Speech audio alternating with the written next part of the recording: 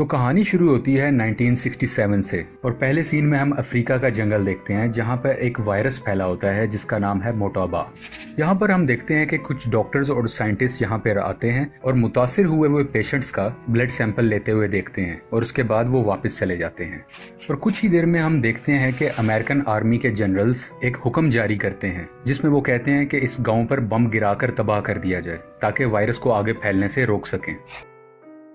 अब मूवी हमें 28 साल के बाद आगे ले जाती और यहाँ पर हम अपने one of the main character Dustin Hoffman को देखते हैं जो इस मूवी में कर्नल सैम का किरदार अदा कर रहे हैं। सैम अपनी वाइफ के साथ रहता है जिसका नाम डॉक्टर रॉबी है। कुछ ही देर में सैम को जनरल की तरफ से एक कॉल आती है जिसमें वो लेवल 4 की डिटेल्स बताते हैं। अब बेसिकली लेवल 4 है क्या? लेवल 4 बेसिकली एक ऐसी डिजीज है जिसमें लाइफ के लिए हाई रिस्क होता है। अब इसकी मजीद डिटेल जानने के लिए सैम कर्नल से मिलने के लिए जाते हैं। यहाँ पे कर्नल सैम की मुलाकात डिफरेंट ऑफिसर से होती है जिसमें जनरल बिली भी शामिल होते हैं। मेजर सॉल्ट का ये फर्स्ट मिशन है कर्नल सैम के साथ और जब ये दोनों अफ्रीका के जंगलों में पहुंचते हैं जहाँ पे वायरस ब्रेकआउट हुआ होता है तो वहाँ देख के ये बहुत परेशान होते हैं क्योंकि सिचुएशन बहुत खराब हो चुकी है। यहाँ पर बहुत से लोग मर रहे होते हैं, खून की उल्टियां कर रहे होते हैं। ये देख के मेजर सॉल्ट बहुत परेशान हो जाता है और अपना हेलमेट उतार देता है और रोने लगता है। और यहीं पे एक रैंडम आदमी इनसे मिलता है और इन्हें बताता है कि ये वायरस हवा से नहीं फैलता, लेकिन ये उसे अनसुना कर देते हैं और तमाम सैंपल्स कलेक्ट कर कर वापस बरतानिया अपने मुल्क में आ जाते हैं। जब कर्नल सैम इस वायरस का टेस्ट कर रहे होते हैं अपनी एक हाईटेक लेबोरेटरी में तो इन्हें और इनकी टीम को पता चलता है कि ये मोटोबा वायरस है।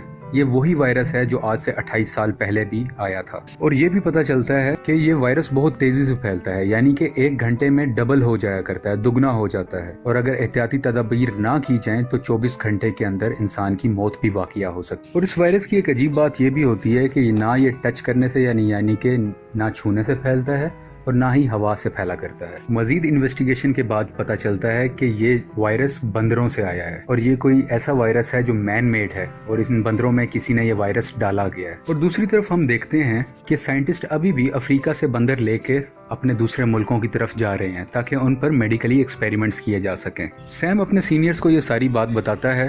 अगले सीन में हम देखते हैं कि सैम अपने सीनियर्स को कहता है कि ये बीमारी बंदरों से आई है और जानवरों की तमाम इंपोर्ट एक्सपोर्ट अफ्रीका से फौरी तौर पर बंद की जाए क्योंकि ये हाई रिस्क का मामला है। लेकिन सैम के सीनियर्स उसकी बात को इग्नोर कर देते हैं और बहुत ज्यादा सीरियस नहीं लेते।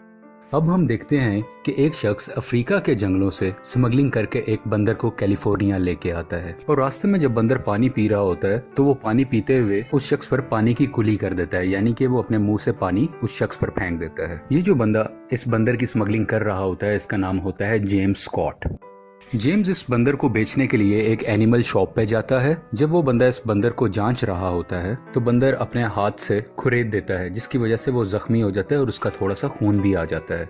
जब दुकानदार गौर करता है कि ये बंदर नहीं बल्कि बंदरिया है, यानी कि फीमेल मंकी है, तो वो स्कॉट को वापस कर देता है और कहता है कि मुझे मेल बंदर की जरूरत है ना कि फीमेल की। इसी बंदर के हाथ में एक बनाना भी होता है जो दूसरा बंदर उसे छीन लेता है और वो भी खा लेता है। और यहाँ पे हमें ये चीज क्लियर हो रही होती है कि इस बंदर से वायरस स्कॉट में फैला और इसी बंदर की वजह से उस दुकानदार में और दूसरे बंदर ने जिसने इसका झूठा केला खाया। अब जब इसका बंदर नहीं बिका होता तो स्कॉट उसे करीबी जंगल में छोड़ देता है ये सोचकर कि ये आजाद हो जाए और मुझे वापस जाना है। अब स्कॉट यहाँ से बॉस्टन जाने की तैयारी करता है, उसको अपनी फ्लाइट पकड़नी होती है। जब स्कॉट प्लेन में बैठा होता है तो इसकी तबीयत काफी खराब होती है और जब ये बॉस्टन पहुंच जाता है तो ये अपनी फ्रेंड से गले मिलता है और उसी वक्त स्कॉट बेहोश होके एयरपोर्ट पर ही गिर जाता है। दूसरी तरफ हम देखते हैं वो दुकानदार जो बंदर खरीदना चाह रहा था वो भी खून की उल्टी करता है और बीमार होकर हॉस्पिटल पहुंच जाता है। यहाँ पर एक लैब असिस्टेंट उस दुकानदार के खून का टेस्ट कर रहा होता है और इसी टेस्ट के दरमियान गलती से वो खून उसके चेहरे पर गिर जाता है और वो खुद को हॉस्पिटलाइज करवा लेता है क्योंकि वो सेंस रखता है और वो इस उम्मीद में रखता है कि वो जल्दी ठीक हो जाएगा।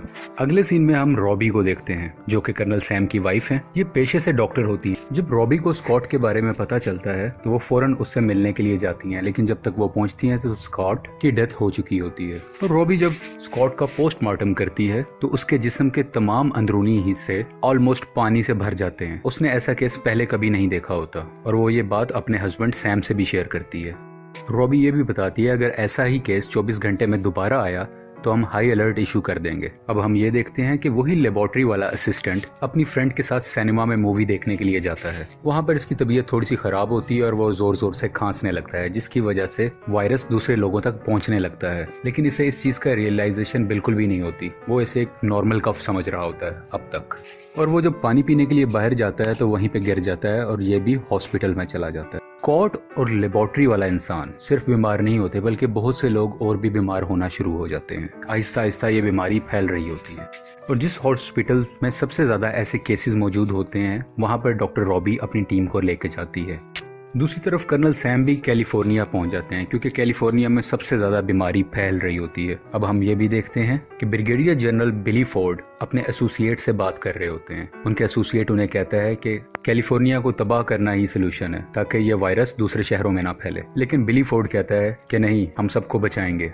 और इसी कॉल के बाद कैलिफोर्निया को यूएस आर्मी चारों तरफ से घेर लेती है ताकि कोई शख्स ना बाहर जा सके, ना बाहर से कैलिफोर्निया में दाखिल हो सके।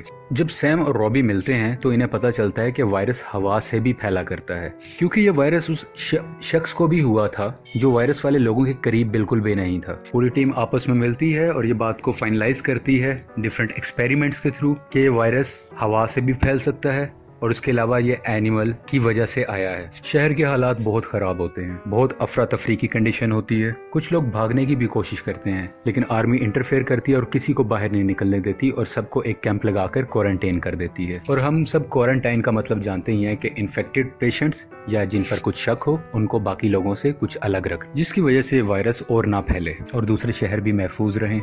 अब हम देखते हैं कि रॉबी इन्फेक्टेड स्टोर में जाती है। ये इन्फेक्टेड स्टोर वही है जहाँ पर कुछ इन्फेक्टेड एनिमल्स पाए जाते हैं। वो वहाँ से उस इन्फेक्टेड बंदर को लेके आती है और उसका चेकअप करती है। चेकअप के बाद ये सामने आता है कि उस बंदर के जिस्म के अंदर एंटीबॉडीज नहीं है जो वायरस को एक्सेप्ट कर सकें। इस वबा से बचने के लिए जनरल बिली फोर्ड E1101 सीरम का इंतखाब करते हैं, क्योंकि ये वही सीरम होता है जो आज से 28 साल पहले भी दिया गया था, क्योंकि ये बीमारी एक दफा पहले भी आ चुकी है। लेकिन पेशेंट पे कोई फर्क नहीं पड़ रहा होता, शायद ये वायरस पहले से मजबूत होके आया है। ये सीरम बिल्कुल भी काम नहीं कर रहा होता और पेशेंट्स की मौत होने लग जाती है। अब सैम वो सीरम लेके अपनी लेबोरेटरी में आता है ताकि उस पर कुछ एक्सपेरिमेंट कर सके। वो अपने कोवर्कर मेजर सॉल्ट को वो सीरम देता है और कहता है कि इसकी डिटेल्स चेक करो और उस बंदर को भी दो। मेजर सॉल्ट वो सीरम उस इन्फेक्टेड बंदर को भी देता है। दूसरी तरफ हम देखते हैं कि यूएस आर्मी अपने लोगों को कहती है कि अगर आपको फ्लू, खांसी, जुकाम, नज़ला ऐसा कुछ भी है और अगर आपको शक है कि आप बीमार हो सकते हैं तो अपने घर के दरवाजे के बाहर एक सफ़ेद कपड़ा लगाएं। इस सफ़ेद कपड़े की वजह से यूएस आर्मी आती है और इन्फेक्टेड लोगों को अपने साथ ले जाती है ताकि उनका इलाज कर सके। मीडिया भी मुकम्मल तरीके से इन सब वाकयात की रिपोर्टिंग कर रहा होता है। दूसरी तरफ कर्नल सैम का साथी केसी लैब में एक्सपेरिमेंट कर रहा होता है और एक्सपेरिमेंट के दौरान गलती से उसका सूट फट जाता है।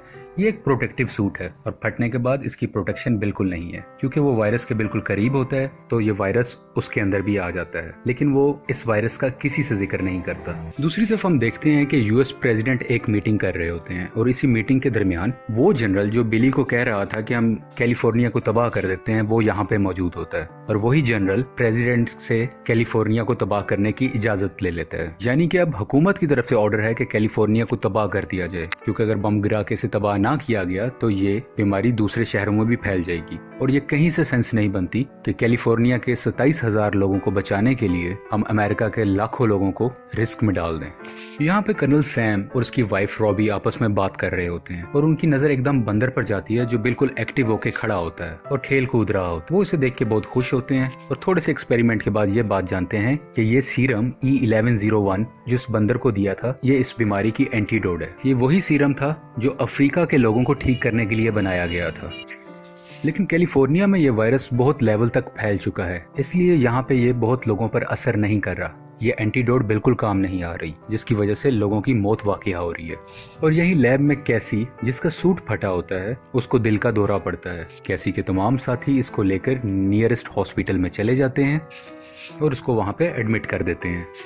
यहाँ पर रॉबी जब कैसी को इंजेक्शन लगाने लगती है तो ये वायरस रॉबी में भी ट्रांसमिट हो जाता है, क्योंकि कैसी ने किसी को नहीं बताया होता कि वो भी इस वायरस से एक्सपोज्ड है। अब कैसी और रॉबी दोनों को वायरस हो चुका है। अगले सीन में सैम बिली फोर्ड से मिलने के लिए जाता है। बिली सैम को बताता है कि यूएस ने कि यूएस प्रेसिडेंट ने आज रात 8 बजे पूरे कैलिफोर्निया शहर को बॉम्ब से उड़ाने का फैसला कर लिया है। और ये भी बताता है कि यूएसए एक बायोलॉजिकल वेपन बना रहा था जो कि गलती से अफ्रीका के लोगों में फैल गया था। ये इसे एक अपनी पुरानी बात बता रहा होता है। दूसरी तरफ कैसी की भी डेथ हो जाती है। सैम को एक आइडिया आता है कि किसी अफ्रीका के बंदर को हासिल किया जाए और उसकी एंटीबॉडीज को इस सीरम के साथ मिलाकर एक एंटीडोट बनाई जाए जो कि इफेक्टिव होगी सबके लिए। और बहुत सी रिसर्च के बाद उसे पता चलता है कि एक बंदर अफ्रीका से स्मगल्ड होके आया था और वो नियरेस्ट जंगल में है। वो उस जंगल में जाता है और काफी मुश्किलों के बाद उस बंदर को ढूंढ लेती है। अब क्योंकि बंदर इनके पास आ गया है, सैम और उसकी टीम इस बंदर पर डिफरेंट एक्सपेरिमेंट्स कर रही होती है और उनका एक्सपेरिमेंट कामयाब होता है और एक एंटीडोट ये लोग बना देते हैं। मैं एक बार दोबारा बताता चलूं, एंटीडोट बन गई, पहले से सीरम मौजूद था। सीरम अकेला काम नहीं करता था और एंटीडोट इनके पास अवेलेबल नहीं थी। अब एंटीडोट भी है और सीरम भी है, ये इन दोनों को मिक्स करते हैं और इस वायरस से बचने का रास्ता सामने आ जाता है। यानी अब ये मुकम्मल 100% इस वायरस से बचने की मेडिसिन है। अब ये मेडिसिन सैम अपनी वाइफ रॉबी को देता है क्योंकि रॉबी भी बीमार होती है और वो आहिस्ता आहिस्ता उसे मॉनिटर करते हैं कि रॉबी की तबीयत में बेहतरी आ रही है, जिसका मतलब ये है कि वो सक्सेसफुल रहे और इन्होंने इस वायरस से बचने के लिए मेडिसिन बना ली हुई है। हम देखते हैं कि 8 बजने के करीब होते हैं क्योंकि 8 बजे एक प्लेन ने आकर कैलिफोर्निया पर बॉम्ब से हमला करना था और अब ये दोनों यानी कि सैम और उसका साथी सॉल्ट एक हेलीकॉप्टर में बैठते हैं कि जल्द से जल्द हम उस प्लेन को किसी तरह से रोक सकें। सैम का उस पायलट से राब्ता होता है जिसे वो मना करता है कि बॉम्ब मत गिराओ, लेकिन वो उसकी नहीं सुनता तो जनरल बिली फोर्ड इंटरफेयर करता है और वो उस पायलट को शहर पे बम गिराने से रोक लेता है।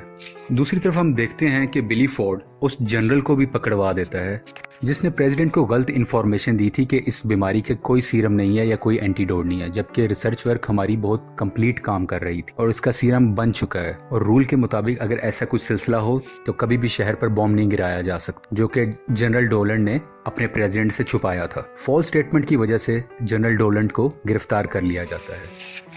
इस वायरस से बचने की मेडिसिन को कमर्शियली बनाया जाता है और लोगों में डिस्ट्रीब्यूट किया जाता है और जितने भी इन्फेक्टेड लोग हैं वो सब आहिस्ता आहिस्ता ठीक होने लग जाते हैं और सब लोगों में जिंदगी की उम्मीद दोबारा से आ जाती है। और यहीं पे ये मूवी खत्म हो जाती है। आपको ये मूवी कैसी लगी प्लीज लाइक, शेयर और सब्सक्राइब करें और आप हमारी मजीद वीडियोस भी देख सकते हैं।